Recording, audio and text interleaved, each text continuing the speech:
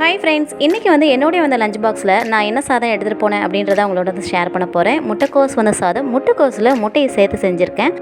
இந்த சாதம் குயிக்காக செஞ்சு முடிச்சிடலாம். டேஸ்ட்டு சூப்பராக இருக்கும். தேவையான அளவு முட்டைக்கோஸ் கேரட்டை கட் பண்ணி எடுத்துக்கோங்க. வானலில் தேவையான அளவு எண்ணெய் சேர்த்துட்டு கடுகு, சீரகம், இஞ்சி பூண்டு தட்டி சேர்த்துக்கோங்க. வெங்காயம், பச்சை மிளகாய், கருவேப்பிலை, உப்பு, மஞ்சத்தூள் சேர்த்து வதக்குங்க. ஓரளவு வதங்கினதுக்கு அப்புறம் நம்ம கட் பண்ணி வச்சிருக்க முட்டைக்கோஸ் கேரட்டை சேர்த்துக்கலாம். இந்த காய் வேகிறதுக்கு மூடி போட்டு ஒரு 5 நிமிஷம் வேக விட்டு எடுத்துக்கலாம். இப்போ ஓரளவுக்கு நம்மளுக்கு வெந்து வந்துருச்சு. ஸோ இப்போ மட்டன் மசாலா தான் நான் சேர்த்துக்கிட்டேன். அதையும் நல்லா கலந்து கொடுத்துருங்க.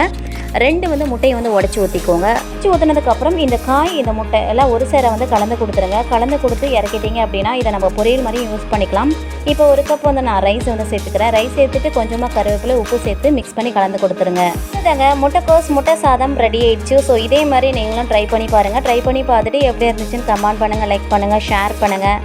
மறக்காமல் என்னோட சேனலுக்கு சப்போர்ட் பண்ணுங்கள்.